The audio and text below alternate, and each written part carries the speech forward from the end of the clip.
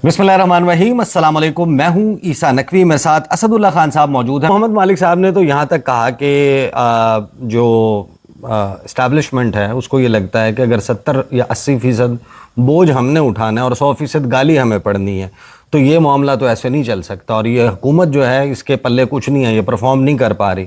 ये इस नहज पे, इस हद पर आके इस तरीके से हुकूमत को अटैक किया जाना, इससे क्या लगता नहीं है कि कोई मामला कहीं ना कहीं, जो हमने लास्ट वीडियो में भी डिस्कस किया कि क्या पीटीआई को कोई इस्टेब्लिशमेंट का इशारा मिला और कोई माहौल बनाया जा रहा है? देखिए, ये तो हमने पिछली वीडियो में तो काफ़ी डिटेल से इस पर बात कर ली थी, लेकिन मेरा ख्याल है कि जो निशानियां नज़र आ रही हैं हुकूमत के जाने की, वो तो देखें ना, ईसा नकवी साहब सबके लिए विजिबल है ना। मतलब मालिक साहब ने भी पूरी ज़िंदगी जाने की ना भी हो, लेकिन इसकी हैयत तब्दील होने की निशानियां तो पूरी हैं। हाँ, बिल्कुल सही। हुकूमत अगर ये 100% कोलैप्स नहीं भी करती, मौजूदा शक्ल में बरकरार नहीं रह सकती, इसकी तो निशानियां सारी बिल्कुल देखें। और वो लोग हैं जिनको 40 साल हो गए हैं सहाफत करते हुए, इन्होंने दसियों हुकूमतों का उरूज ज़वाल देखा है। तो जब कोई हुकूमत जानी होती है, उसकी कुछ निशानियां पहले से नजर आने लगती हैं, और ये लोग सारे उसके एक्सपर्ट हैं उन निशानियों को जाहिर होता देखने के। तो हम तो चले, हमारा तजर्बा 20 साल का होगा या 15-18 साल का होगा, 20 साल का होगा, इन लोगों का तजर्बा तो 40-40, 45-45 साल का है। तो हमें भी जो दिखाई दे रहा है, इन्हें भी अगर वही दिखाई दे रहा है, तो फर्क क्या है फिर? आप देखें ना, हम लोग बात करते हैं तो हमें कहते हैं ये जी, ये तो वो पीटीआई वाले हैं, इल्ज़ाम ये लगता ना। अच्छा, हालांकि पीटीआई वाले खुद हमारे खिलाफ हुए पड़े हैं कई हमारी उन बातों की वजह से, ये एक अलग मौजू है। लेकिन ये सारे लोग, चाहे वो इधर खड़े हों या उधर खड़े हों, सारे लोग यही बात करें कि भाई ये निज़ाम तो नहीं चलता नजर आ रहा, सिवाय इक्का दुक्का के जिनको बस जिन्होंने कहना ही है, जिनके ज़ाती मुफादात हैं, जो रोज़ सुबह उठ के ट्वीट करते हैं कि इमरान खान जी कैदी है और इमरान खान नाअहल है, और ये सुबह उठ के ट्वीट करते हैं और फिर खुद को सहाफ़ी भी कहते हैं। उनके अलावा तो कोई नहीं है जिनका इस निज़ाम के साथ ज़ाती मुफादात जुड़े हुए हैं। उनके अलावा तो कोई भी नहीं कह रहा कि मैं एक सवाल कर लूं जो आपको बहुत सारे लोगों को शायद पसंद ना आए। आपने, जाहिर है कि आप पढ़े लिखे आदमी हैं, मैट्रिक में आपने मैथमेटिक्स पढ़ी थी, रियाजी पढ़ी थी। थीटा किसे कहते हैं? थीटा मैथ्स में ही कुछ होता है तो बताएं ना, मैथमेटिक्स में कोई चीज होती है। छोले दे के पास की थी भाई, कैसे पास की? मेरे मैट्रिक में तो खैर बहुत। मैं आपको बताता हूँ, आपको थीटा का क्यों नहीं पता। आपको इसलिए नहीं पता कि उसकी आज आपकी अमली जिंदगी में जरूरत नहीं है। ठीक, अब यहाँ से सवाल जन्म लेता है कि ये जो लोग बात कर रहे हैं, तबसरा कर रहे हैं, इमरान खान भाई सबसे पॉपुलर, कोलैप्स कर चुका सिस्टम, हुकूमत के पल्ले कुछ नहीं है। ये वो थे जो आज से हफ्ता 10 दिन पहले तक, 2-4 महीने पहले तक नवाज शरीफ के सियासी तदब्बर के गीत गाने वाले लोग थे। और इस तरह की जो गुफ्तगू अब वो कर रहे हैं, वो कहते थे कि ये यूट्यूबर्स हैं, ये डॉलर ट्यूबर्स हैं, या ये मतलब उस सियासी कबील से ताल्लुक़ रखने वाले हैं। अब इन्होंने गुज़श्ता एक हफ्ते के दौरान, और कुछ नहीं हुआ, जिनके आप सियासी तदब्बर के गुन गाते थे, उन्होंने मरी में बैठ के एक खिताब तो किया है, और उन्होंने जो गुफ्तगू की है, मैं ज़रा थोड़ी सी सुना भी देता हूँ आपको। उसको मौजू क्यों नहीं बनाया जा रहा? क्या नवाज शरीफ वाकई थीटा बन चुके हैं पाकिस्तान की सियासत का, कि जिसका आज अमली जिंदगी में कोई किरदार नहीं है, कोई किरदार नहीं है, लिहाजा आपको याद नहीं है? वैसे आपको अगर इस तमाम वक्त के दौरान थीटा याद आ जाए, आपने मुझे बताना। नहीं, मुझे याद आएगा ही, आपने मुझे एतमाद है अपने ऊपर, मुझे याद आएगा। तो ये मियाँ साहब के मुतालिक भी तो यही पॉडकास्ट कर सकते हैं ना, यही गुफ्तगू जो है वो पाकिस्तान मुस्लिम लीग नवाज रूलिंग पार्टी है। मियाँ साहब ने तो कश्मीर के वज़ीर-ए-आज़म बनने की ख्वाहिश का इजहार भी किया था, तो उसके ऊपर क्यों नहीं बात करते? अब उन्होंने बैठ के देखिए उन्होंने बयान आप पढ़ने जा रहे हैं ना, उससे पहले मैं, देखें, आपने कहा कि कोई आके नवाज शरीफ पे क्यों नहीं बात करता। कोई माई का लाल मुझे दिखा दें, कोई उन समेत उनके जिनके बारे में मैंने अभी भी कहा कि सुबह सुबह उठ के इमरान खान को गाली देने से वो दिन का आगाज करते हैं ट्विटर के ऊपर, उन समेत कोई बंदा ये नहीं कहेगा कि नवाज शरीफ जनवन जीते हैं डॉक्टर यास्मीन राशिद से। कोई ये कह ही नहीं सकता ना, क्योंकि वो सबको पता है हकीकत क्या है। दूसरी बात यह है कि मैं एक और चैलेंज करता हूं लोगों को, PMLN वालों को भी, सबको, अवाम को भी, मुझे 17 सीटों के फॉर्म 45 दिखा दें जिसमें PMLN जीती हो। 17 भी नहीं है भाई, आप 17 भी नहीं 17 भी नहीं है। मैं चैलेंज करता हूं, ہر ایک کو میرا کھلا چیلنج ہے، ہر ایک کو سر میرا. ندیم افضل چند صاحب نے میرے ساتھ انٹرویو میں یہ دعویٰ کیا تھا کہ 18ویں سیٹ کا دکھا دیں. آپ تو کہہ رہے ہیں کہ 17. سر میں چیلنج کر رہا ہوں، کھلا چیلنج ہر ایک کو، مجھے 17 سیٹوں کے فارم 45 پورے کر دیں جس میں پی ایم ایل این جیتی ہوئی ہو.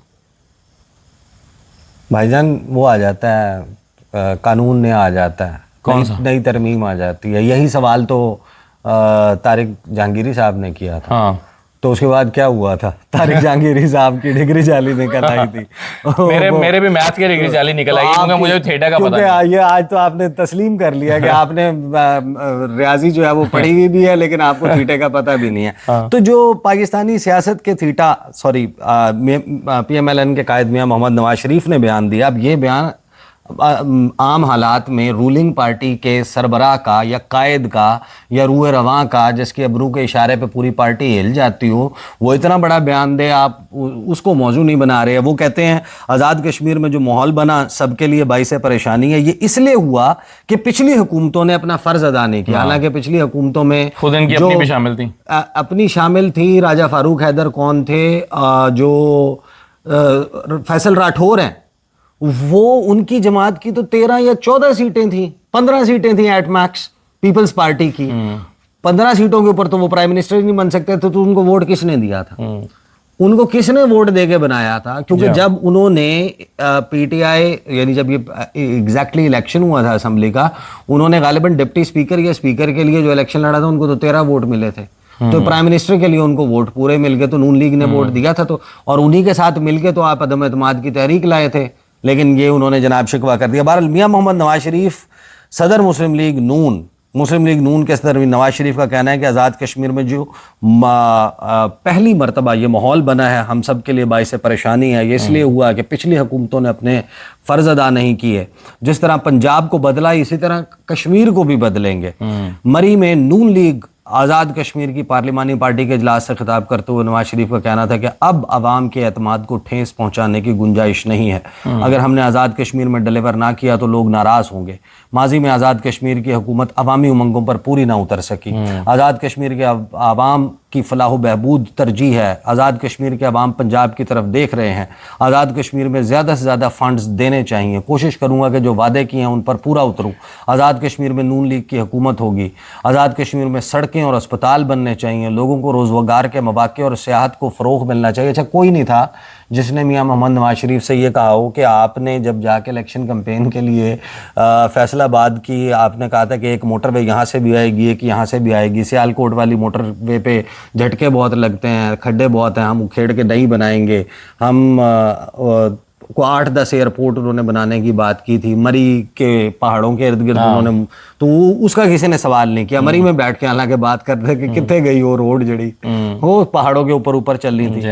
پھر انہوں نے وہ جو بلاول سے شکوہ شکایت کیا، پھر انہوں نے باقی باتیں کی. یہ نہیں بنتا موضوع. بالکل بنتا ہے. میں تو خیر اس پہ پچھلے 2 دن سے بہت زیادہ بات کر چکا ہوں اپنے ویلاگس میں، اور خاص طور پر جو نواز شریف صاحب نے کہا کہ بلاول صاحب سے جو انہوں نے شکوے کیے، ہاں ظاہر ہے میرے قائد ہیں آئی لو یو نواز شریف ہیں تو اس لیے میری تو محبت ہے. لیکن کہیں کہیں وہ کیا کہتے ہیں خوگر حمد سے تھوڑا سا گلا بھی سن لے تو تھوڑا سا گلا تو ہم کر سکتے ہیں نا میاں صاحب سے. اب تھوڑا سا گلا میں نے ان سے یہ کیا کہ انہوں نے جملہ کہا کہ ہم نے کبھی کسی کے ساتھ سیاسی مخالفوں کے ساتھ برا سلوک نہیں کیا. مسکرائے کیوں آپ اس بات پہ سن کے؟ وہ کہتے ہیں کہ جی ہم نے کبھی سیاسی مخالفین کے ساتھ برا سلوک نہیں کیا. تو پیپلز پارٹی کو چاہیے کہ سیاست میں مخالفت ضرور ہوتی ہے لیکن دشمنی کی حد تک نہ جائیں. تو زرداری صاحب کہتے ہیں میری زبان، فارم 45 کی بات زرداری صاحب کہتے ہیں میری زبان کاٹی ان لوگوں نے. بے نظیر کہتی ہیں میری انہوں نے تصویریں اوپر سے پھینکی ہیں. اور یہ بلاول کو سمجھا رہے ہیں کہ بیٹا ہم نے تمہارے بڑوں کے ساتھ یا تمہارے ساتھ کبھی برا سلوک نہیں کیا تھا. زرداری صاحب کہتے ہیں کہ بھائی تم نے مجھے 11 سال جیل میں رکھا، اور کون تھا؟ یہی تھے نا 11 سال جیل میں رکھنے والے. زبان کاٹ دی ان کی تو اور کون تھا؟ مشرف صاحب تو بعد میں آئے لیکن اس سے پہلے تو نواز شریف صاحب ہی تھے. تو بے نظیر بھٹو صاحبہ کے متعدد ایسے انٹرویوز ہیں جس میں نواز شریف کے متعلق انہوں نے جو گفتگو کی ہے، یا نواز شریف صاحب نے ضیاء الحق کی قبر پہ کھڑے ہو کر جو مشہور زمانہ تقریر انگریزوں کے کتے نہلانے سے لے کر وہ جو ساری گفتگو کی شہید ضیاء الحق اور وہ قبر پہ، نہیں بلکہ انہوں نے ایک جملہ کہا تھا، نواز شریف نے کہا تھا کہ یہ اصلی شہید ہے وہ جعلی شہید ہے جو گڑی خدا بخش میں پڑا ہوا ہے, وہ جعلی شہید ہے, یہ اصلی شہید ہے. چلے let's just come back to the point from where we started کہ جو یہ سارا معاملہ پاکستان تحریک انصاف کے ظاہر ہے کہ لانگ مارچ کی کال سے میڈیا میں ماحول بننا شروع ہو گیا, اس سے شروع ہوا ہے. تو یہ جو ابھی چینلز کے اوپر اوور آل آپ دیکھ رہے ہیں, آپ پروگرامز میں جاتے بھی ہیں, کوسچنز بھی ہوتے ہیں, line of questioning, are you also sensing کہ یہ معاملہ اسی چیز سے, اسی سیاسی گہما گہمی سے جڑا ہوا ہے, یا یہ معاملہ واقعی ویوز کا چکر ہے اصل میں؟ نہیں سر, دیکھیں ویوز تو ایک ضمنی چیز ہے یا ثانوی چیز ہے. اصل بات تو یہ ہے کہ میں ان سب کو صحافی مانتا ہوں, اور میں مانتا ہوں کہ صحافی کی مجبوری ہے کہ اس نے موضوعات پہ بات کرنی ہے, اس نے اسی پہ بات کرنی ہے جو موضوع ہے, تھیٹے پہ بات نہیں کرنی. ہاں تو موضوع ہی اگر عمران خان ہے, موضوع ہی پاکستان کا نظام ہے.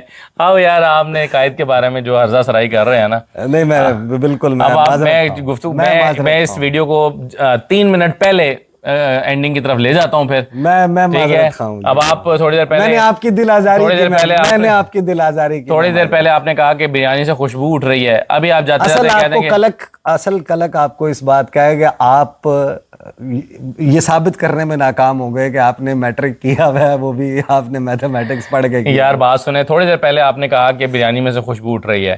اب آپ ویڈیو کے اختتام میں اس سے پہلے کہ آپ کہہ دیں کہ کچرے سے بدبو اٹھ رہی ہے, تو میں اس ویڈیو کو یہیں ختم کر دیتا ہوں. آپ کی اجازت ہے ختم کر دوں؟ میں آپ کو اجازت دیتا ہوں جناب. اس وقت ظاہر ہے کہ پاکستان کی سیاست ایک مرتبہ پھر گرم ہو چکی ہے. 4-5 مہینے کا وقت, تقریباً 5.5 مہینے کا وقت اسد اللہ خان صاحب گزرا, کہ جس میں ظاہر ہے کہ سیاست بیک برنر پہ چلی گئی تھی, داخلی معاملات بیک برنر پہ چلے گئے تھے. انٹرنیشنل پالیٹکس جو ہے اس کے اوپر, ریجنل ڈیولپمنٹس پر, انٹرنیشنل ڈیولپمنٹس پر ہی بات ہو رہی تھی.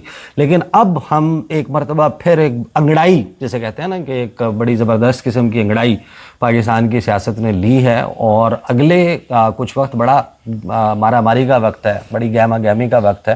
اور اس پہ اس قسم کی نشستیں جو ہیں وہ اسد اللہ خان صاحب کو اپنی طرف بھی بلائیں گے, سنوکر بھی ہرائیں گے, کھانا بھی کھلائیں گے, تبصرے بھی کریں گے. وہ سارا سلسلہ چلتا رہے گا. اب تک کے لیے اتنا ہی. مجھے اور اسد اللہ خان کو اجازت دیجیے. اللہ حافظ.